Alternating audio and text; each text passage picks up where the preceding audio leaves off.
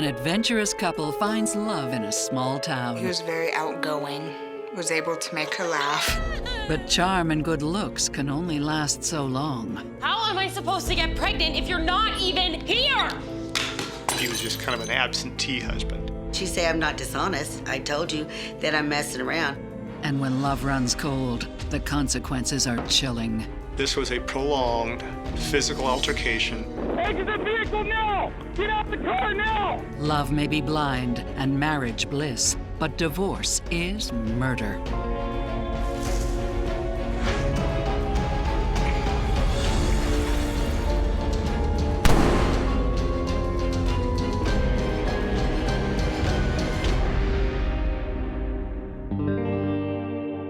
Small-town Kansas is beautiful, clean, and friendly, but is also a little on the quiet side. Especially for 24-year-old April Brungart, who works at the local truck stop. This truck stop wasn't very big. It was just one of those ones where you get a few snacks.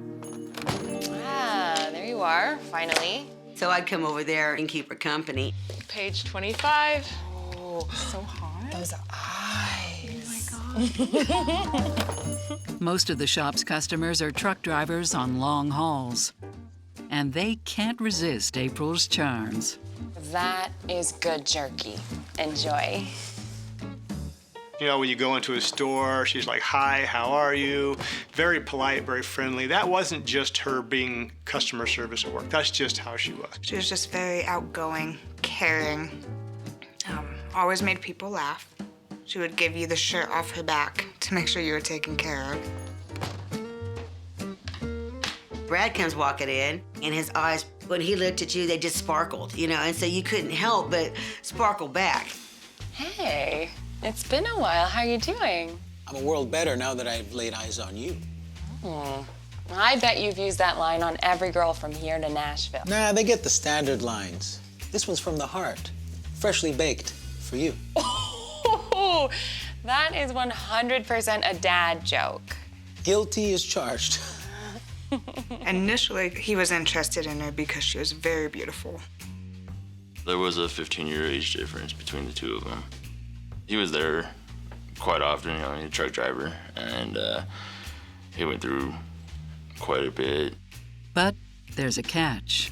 She was actually going out with another guy. And then it's like that got boring. It's like when you get a s'more and it doesn't have the chocolate in it. So you want to go get a piece of chocolate and stick it in there with the s'more. And that's kind of how April would be with men. It's like, this one doesn't quite have exactly the chocolate that I need. And so she had to go get something that was sweeter. Brad is persuasive. It's unkind for you to string him along. At 39, he has his own history of broken romances and 3 kids from a previous marriage.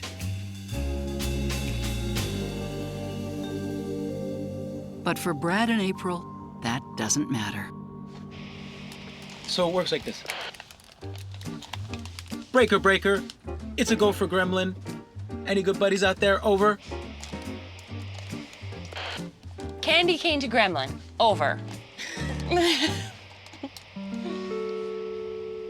They were just really enjoyed their life. They'd be on the road. They traveled a lot. She got her CDL license, which means you can go ride and drive the semi-trucks, just so she could be with him 24/7. Brad soon falls right into the family fold. Bust. Ooh. I won.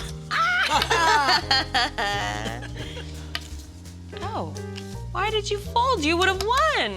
Oh, I won already. I won you. He was very outgoing, was able to make her laugh. They were a good fit for each other. You have me now. You don't have to struggle with this stuff. I'm a Marine. We get her done. Well, I don't think you have to be a Marine to lift boxes, but if you want to, knock yourself out. She moved in with him quite early. They was probably about 4 months into the relationship. I thought it's like, it's better to get to know somebody than just go and marry him like after you've known him for a week. And then a surprise. Oh, good to see you. Yeah, you too. Thanks for coming. So, what was so important it can't wait? Well, go ahead, show her. Do you like my new rock? Gorgeous. She's like, bling. And I was like, wow, that's beautiful. Wait a minute, what? And she's like, yeah, Ed asked me to marry him. And she was excited. And she's like, I just want to be like everybody else. Because my oldest sister was already married and had a couple kids. And I was married and had a kid. And it was her turn to be, married and have a kid. With an engagement comes the bachelorette party. We went to strip club.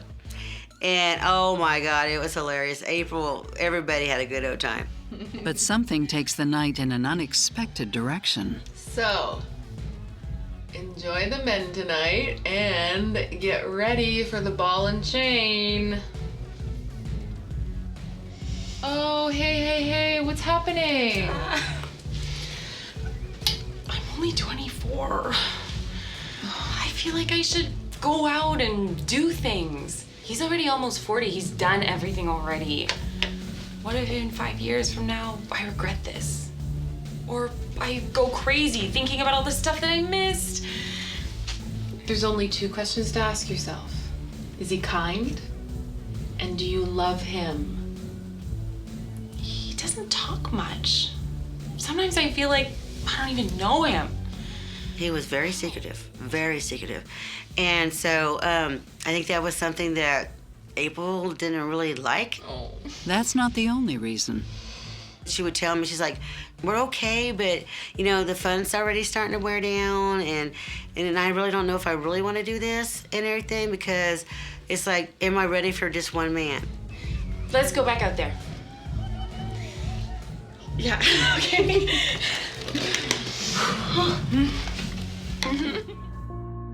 Psychotherapist Stacy Kaiser and forensic psychologist Brian Russell sense trouble ahead. For starters, there's an age difference, which isn't always a problem. I think I'm more concerned about the fact that April was hesitant to marry him. That's really not how you're supposed to feel when you walk down the aisle. You're supposed to be overwhelmed with how excited you are about your future and all the things you're gonna do. So when I hear somebody saying, yeah, I wasn't really sure, but I went ahead and walked down the aisle anyway, I'm nervous for how that marriage is gonna go. I'm beginning to wonder how good their connection can be, or if this is going to be fulfilling for April.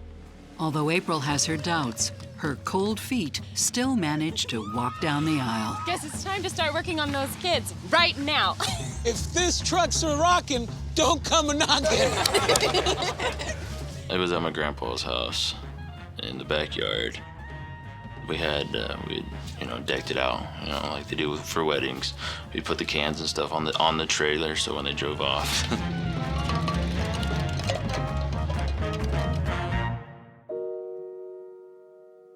Settling down as a married couple in rural Nebraska soon takes its toll. She wanted to get out of Sydney, where they were living at. A small town, very small town. Sydney itself, the town of Sydney, is approximately 6,000 people. That's not where she wanted to live. The newlyweds' solution? Vegas.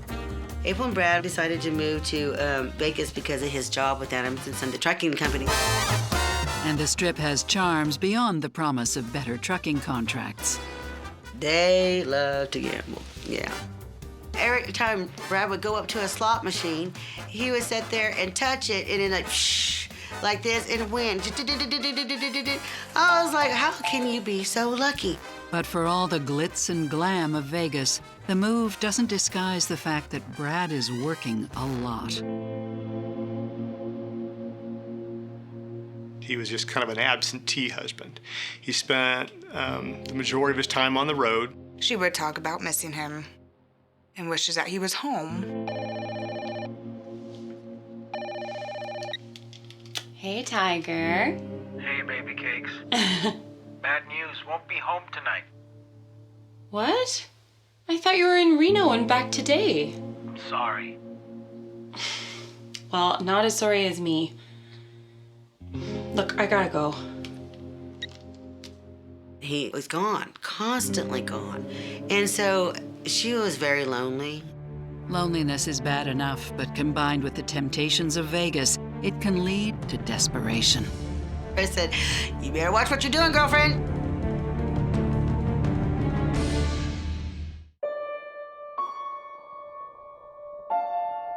After Brad and April Smith moved to Las Vegas for his work, April finds she's living her new life mostly solo. I just made a casserole. Can you smell it? Just about. God, I miss your cooking. It'd be better if you were here to eat it. I feel like I'm married to a telephone at this point. I'll make it up to you when I get back. We'll go out for a nice romantic dinner and then... I will make us dinner. And then we can make babies. Sure. Let's talk more about this when I get back. Even with Brad away so often, April dreams of starting a family. April loved Brad so much. They want to have babies and kids, so, you know, we just waited for that. Kids were her life. She wanted nothing more than to be a mom. But after years of trying, there's still no bassinet in the Smith home.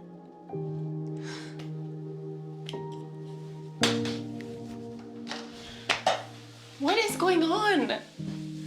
Am I broken? We have so many other options, all right? We can make this happen. They went to some fertility places. Very pricey. Everything was very expensive. And not that they didn't have insurance, but it's still, you still paid a lot out of it.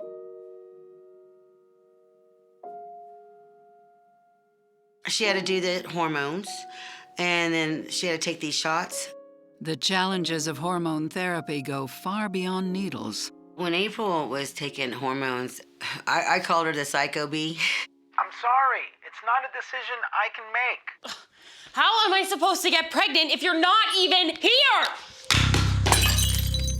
She would just fly off the coop and get mad at everybody. She'd take it out on Brad, too.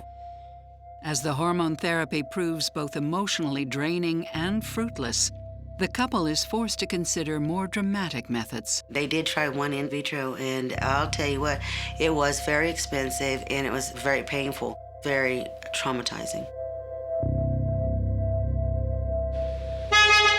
To make things worse, Brad seems tone deaf to April's anguish.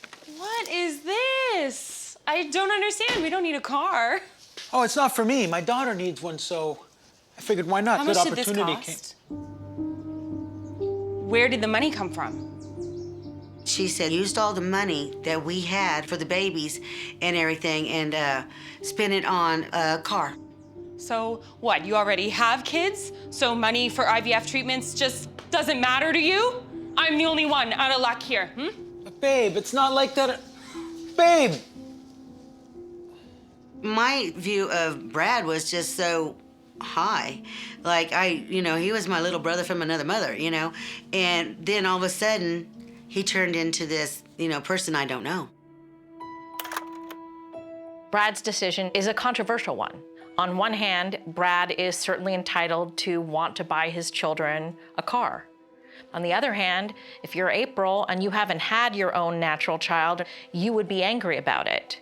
And part of what this conflict says to me is that these two are not having conversations. I imagine that April takes this as a pretty big dismissal of her on Brad's part. If Brad didn't mean this to be a pretty clear message to her that her priorities are not important to him, I think he's got some big repair work to do, because that's got to be how she's taking it. Brad is soon back on the road, and April is left alone again. But she finds ways to keep herself busy, working as a receptionist in a rehab clinic. The people that were there were alcoholics or drug abusers and things like that. And so she would try to talk to them. When I had a problem or anybody has a problem, they would go to April. In some ways, The clinic is a lot like the truck stop back in Kansas. Everybody would get a crush on her. Then she would sit there and bring him to the house and cook dinner. In steps Barry, the brother of an outpatient at the clinic. You know, you're the best looking woman in this place. Oh, pretty sure I'm the only woman in this place. Barry was a nice looking guy, really strong and buff and just, you know, and funny. Oh my God, he could jokes, just jokes, and just funny stuff. It's a tempting opportunity. I was worried. I told her, I said, you better watch what you're doing, girlfriend. Meanwhile, Brad has no idea. What the?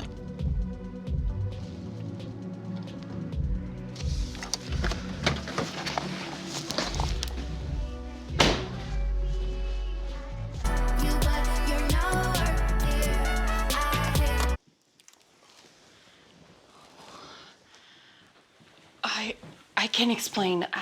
I didn't know this has never happened before. I don't want to hear it. I get it. Can you leave us alone to talk?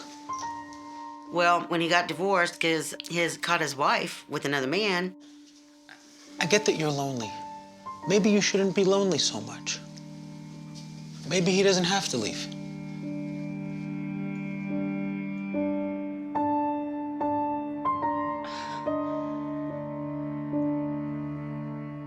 So, Brad is the one who invited Barry into the whole situation.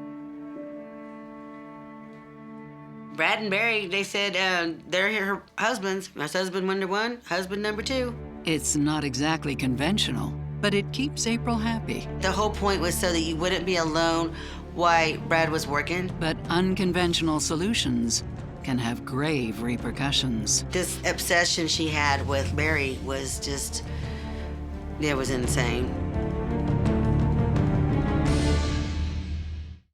In 2007, more than 10 years into their marriage, April and Brad Smith have hit a rough patch. When April takes a lover, Brad's surprising reaction to her infidelity is to invite the new man into the house. Listen, guys, I'm hitting the road. Where to? Texas. See you soon. Later.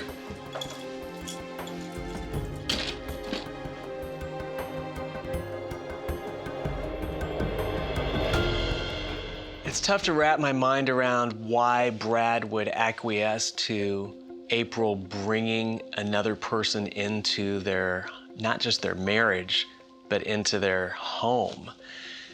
I could speculate that maybe Brad thought is the only way to save the marriage, the only way to keep April is to allow her to do this.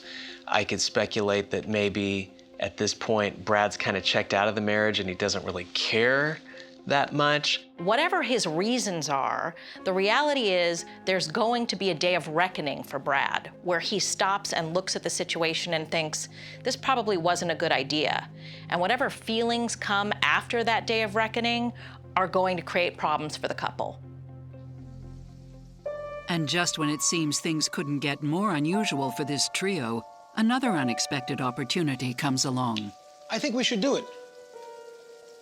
It's a really good opportunity for you. It's tough. I would love to be in charge of something, though. We'll talk about this later. Think about it. April and Brad wanted to go back to Sidney, Nebraska, because there was this truck stop that she wanted to run. She got offered the job to run the whole SIP. She'd finally get her restaurant. And so she asked me to come down there and help her do it because I was a cook. But there's a problem. So it would mean more money for me, and So what does that mean for me? I want you to come with.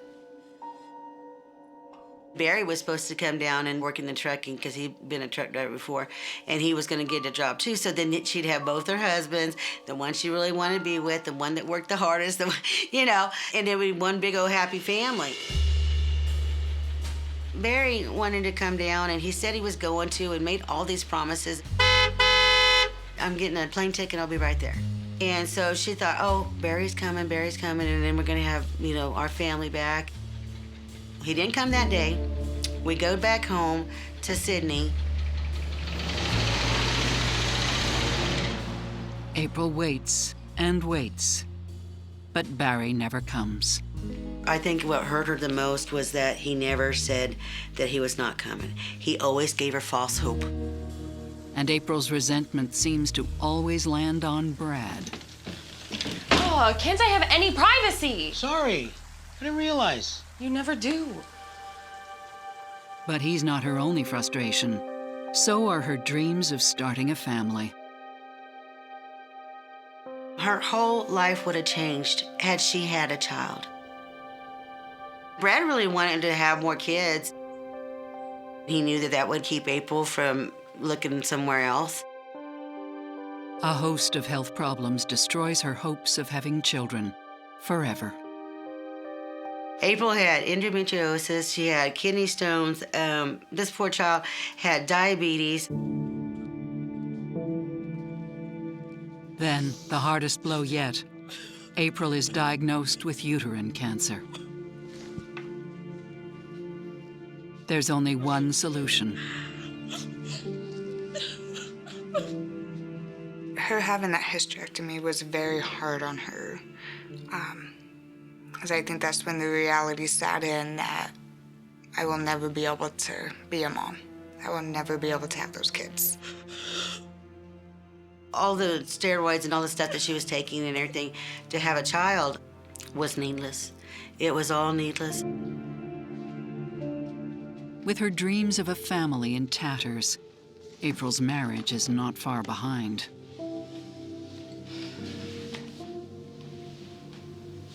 Look, we both messed things up, and now we have nothing. I think we have to face up to this. Face up to what? We gave it a good run, but I don't want to do this anymore. It's over. And I think you should move out. She says, you know, Brad, we couldn't make our family. You screwed things up. I may have screwed things up, but now that it's done, I know we can't have a family together. I'm done. We can still be friends, you know, but other than that, I'm done. I don't want to be husband and wife anymore.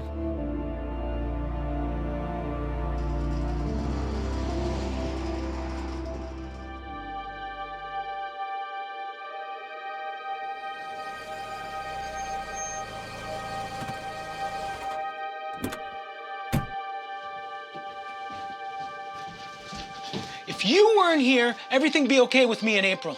She's already told you to get out. And the reason why I'm here is because she needs me. Brad went a little frou-frou. She's already got it set in her mind that it's done. But he took it out on me because it was the hatred and the hurt that he had about April leaving him. April quickly moves on. Well, morning, pretty. How y'all doing today? Pretty good. You? Oh, better now. I ain't seen you in ages. An old acquaintance, Craig Johnson, comes back into her life. She had told me about it. She goes, well, it's weird because I met him 2 years ago at a truck stop. And all of a sudden, he's back. He drove also a truck, and he was coming up to get loads of pipe at the industrial park where she worked. When Craig came around, she was just so happy. Oh, Craig, this is my sister, Viola. Well, the house special appears to be beautiful women. And cheesy truckers too, apparently. I stand corrected. One beautiful woman, one mouthy one. But not everyone is impressed. Some people give you the heebly-jeeblies, and I got that feeling from this person from the minute I seen him. The minute. And there's another thing. Craig looked like Barry, and it just reminded her so much of him, and she was so in love with Barry. Their love moves at lightning speed.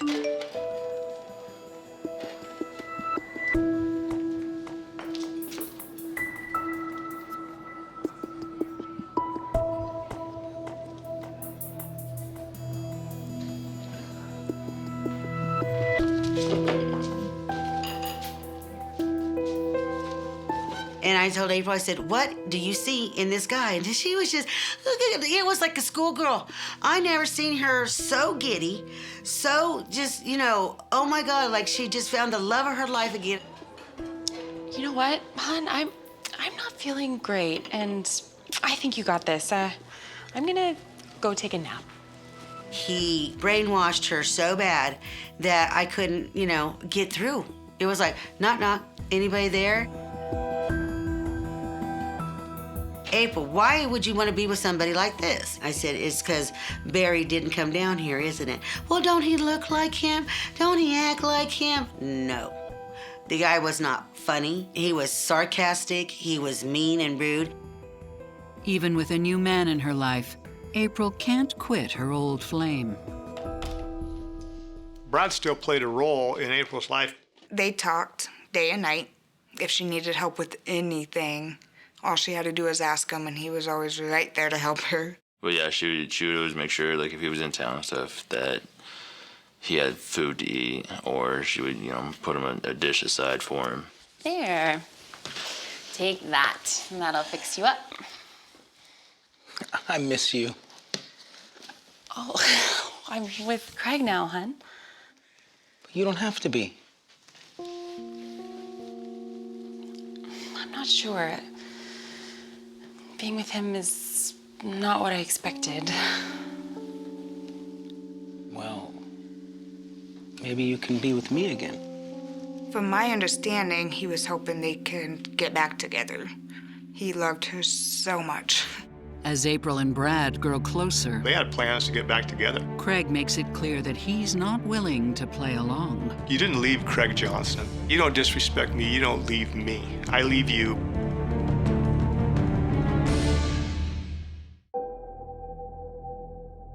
April Smith has been living with her new lover, Craig, for months, even while maintaining a close relationship with her ex, Brad. But life with Craig is not what April hoped for.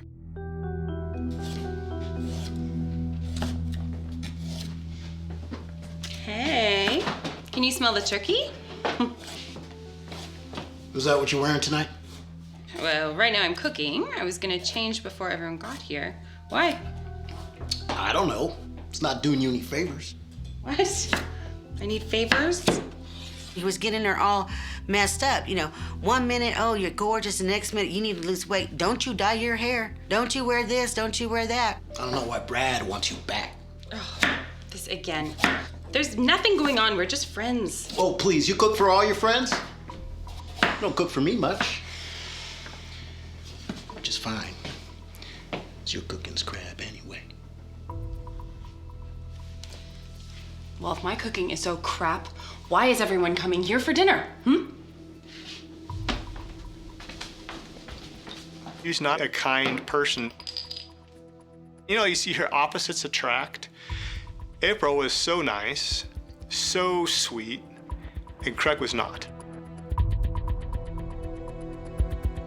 My uncle was invited over, and Craig also said it was fine that he came over. But all is far from fine. Brad was having issues and problems because April and him were splitting up. It was kind of hard for him to see Craig right there. Brad offered to fix April's brakes, and Craig did not like that idea because he was the man. He was supposed to be the one doing that. Look, I could do it at work.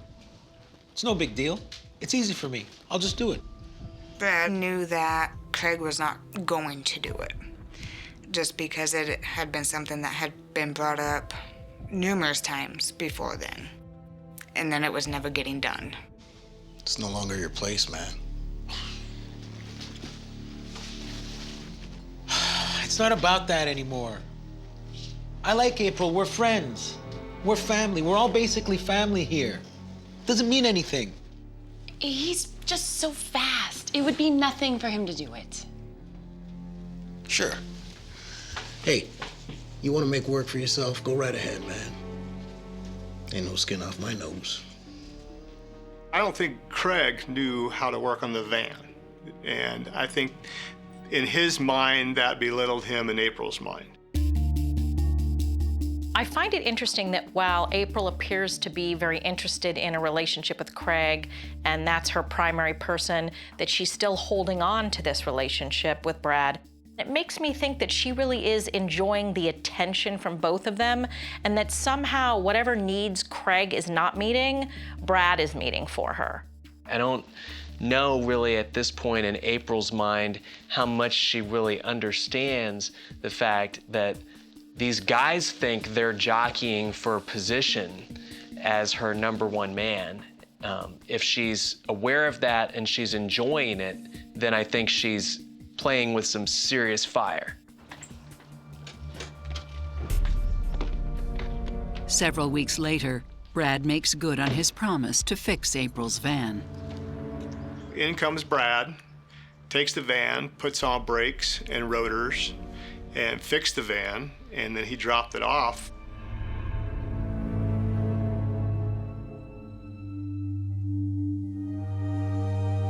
That night, Saturday, we'd gone out there for dinner, like we usually did on the weekends. I know Craig had already been drinking before we got there. This was a guy that usually talked a lot, and he wasn't really saying a whole lot that night. Babe, you gotta make a move. Really? Is that what you want me to do? I thought it was best to do nothing. Hey, Robert, how'd you feel about that? Being told to do nothing.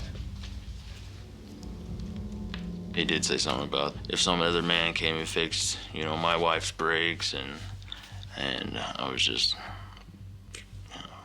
shaking it off like, whatever, dude. He was asking me, how would you feel? And he just started crying. It was a pretty tense night. Go to the sip to get more beer.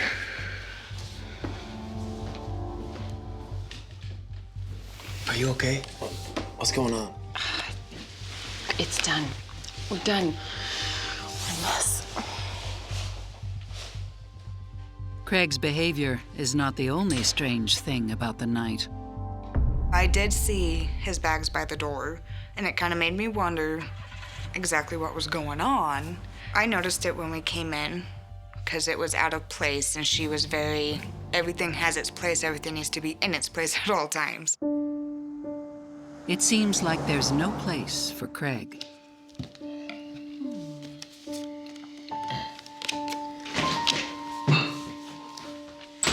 She told us that he had a court hearing in Texas, and she was going to drive him to North Platte, buy his bus ticket, and get him back to Texas for his court hearing. She did say that while he was in Texas, that she might need help because her and Brad were going to pack that whole household up and move her. Craig, everyone's going. You don't want to say goodbye?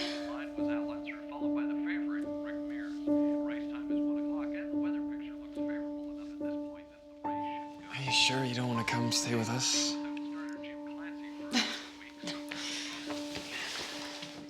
The look on her face when she told me she was gonna be okay and she was fine, you know, I could tell there was something wrong.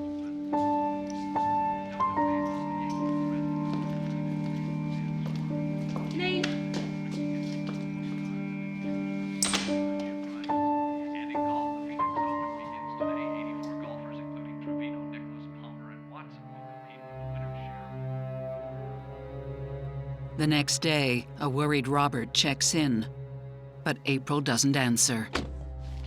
After a few hours and many unanswered calls, the couple goes to investigate. Van was gone. His truck was still there. The doors were locked. She never hardly ever locked her front door. I know all the windows, shades, and stuff were all closed, which was unusual. I was looking and I couldn't see anything at all. Besides the coffee table was moved.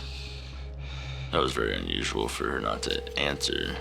If you did call her, she usually texted you right back or called you right back.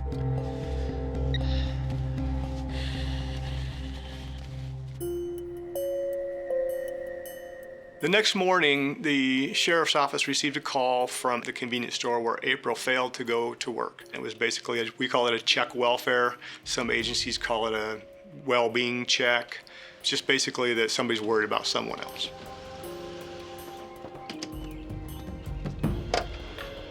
So we went out there, myself and another deputy.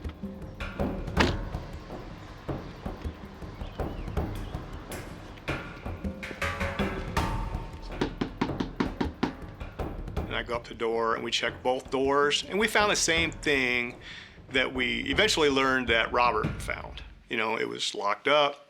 To us, it wasn't that out of the normal, because someone went somewhere, they locked their house. So we went and talked to the neighbors. They did hear what appeared to be a domestic disturbance the night before. Investigators follow every lead. When I was talking to Officer Witterberg, I let him know that she is a diabetic. I told him, you know, when you get in the house, check the fridge. She said if the insulin was in the refrigerator, then something was drastically wrong, and she'd been taken against her will.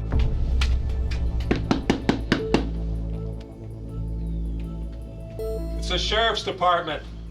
I'm investigating a missing person. April Smith.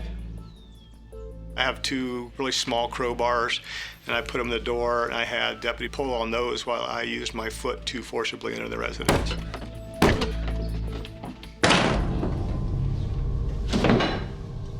As they enter, the deputies are hit with an unmistakable smell. There's only one thing smells like human decomp and a deceased person, and that's that. It doesn't smell like an animal. It doesn't smell like burnt food. There's only one thing that smells like that. We cleared our way in there. She was lying on her floor. I went over to her and to check for vital signs, and I could tell that she was cool to the touch. Before the body was removed, I went to the residence in Nebraska. The county attorney also serves as the county coroner. What I saw is what I would like to forget. There was furniture pushed back. There was blood on the couch. It looked like a battle ensued that had gone from every room.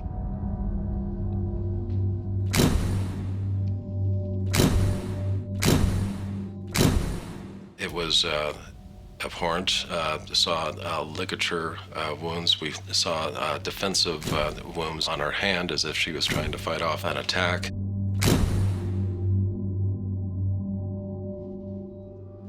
There was a large gash in her abdominal region, and it was obvious that she had been in a fight for her life. An autopsy determines that April died of suffocation and a deep stab wound to her abdomen. The how is now clear, but investigators are missing the who and the why. He was his primary suspect. Exit the vehicle now! Get out the car now!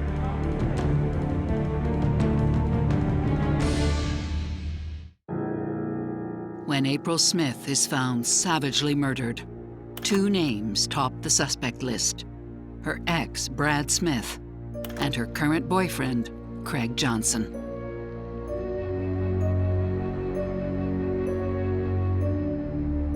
We looked into Brad because obviously the ex could always be a potential suspect. I believe he was on the road, and trucks have GPS monitors in them.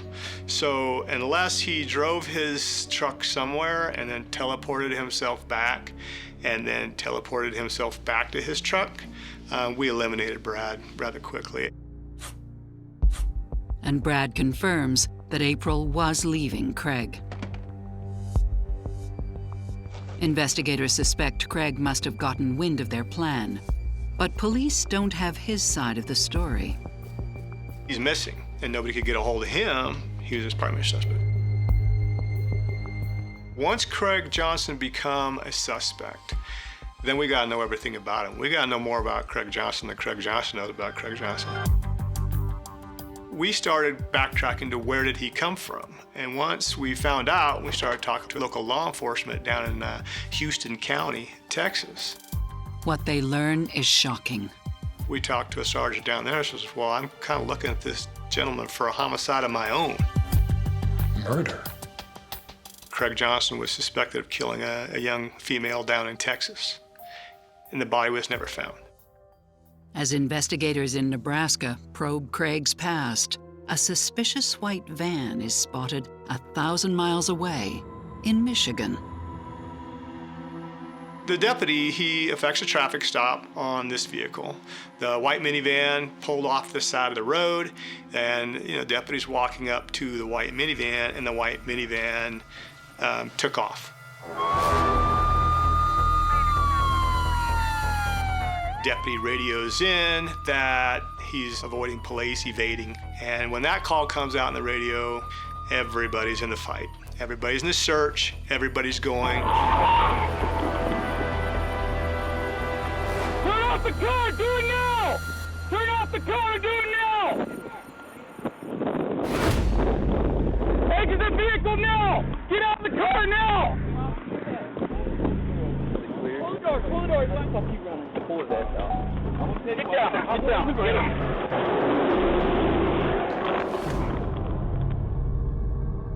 He did get out of the vehicle after a high-speed chase.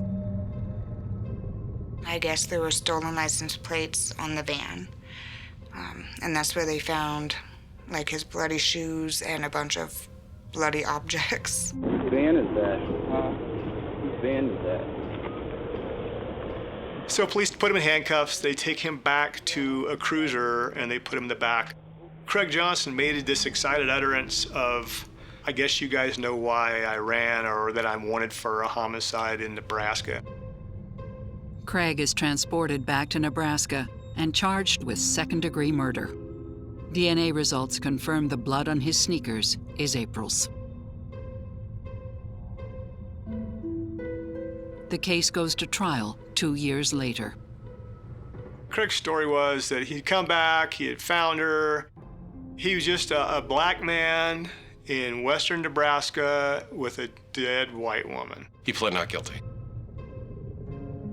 But investigators don't believe Craig's story.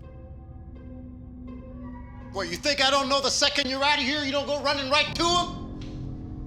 You think I'm stupid? It's not like that! It's exactly like that. Saw you flirt with that trucker yesterday. What?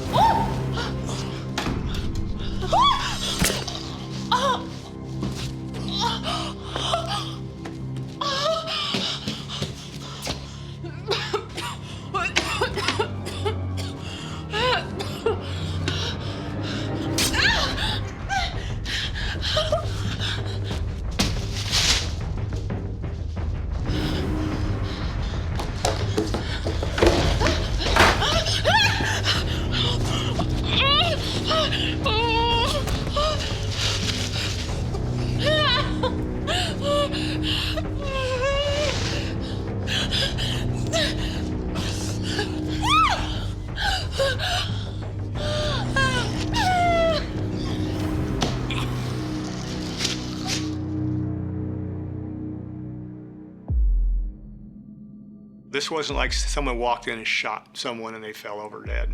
This was a prolonged physical altercation. She was beaten, strangled, then suffocated with a plastic bag, flicked with a knife, stabbed, and at some point, she had a blunt force trauma to the head.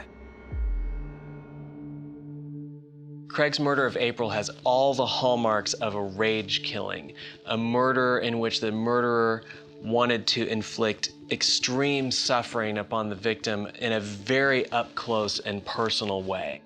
How would that happen? Well, in this case, with Craig and April, it seems to me the most likely that Craig found out about the fact that April was planning to go back to Brad and felt that what was just so offensive to him, he felt that she was deserving of that level of suffering and punishment for for violating his rights in this way. It's almost as if the message is, you've hurt me, you've rejected me, you've harmed me, and I am going to make you pay. For a person to do something this brutal, this disturbing, there has to be an element of sociopathy, which says to me that Craig has always been like this. And so all of the charm and charisma that we saw early on in the relationship was just part of him luring her in so that eventually he could act on his narcissistic and sociopathic ways. Craig Johnson is found guilty, and he's sentenced to life in prison. He has never admitted his guilt. During the course of this investigation, I didn't see Craig Johnson show a lot of remorse or any remorse at all. When looking at him, he has this eerie sense of calmness, not exhibiting being nervous or apprehensive. He just appears to be cold, without emotion. Looking into his eyes, it's as if they're black and nothingness. April's family pays the price for his sins every single day. I try to look back on pictures. I try to remember. It's not the same. He took away everything from me about my sister, April, and I miss her smile, I miss her eyes, I miss her laughter. She didn't deserve that. Nobody deserves it.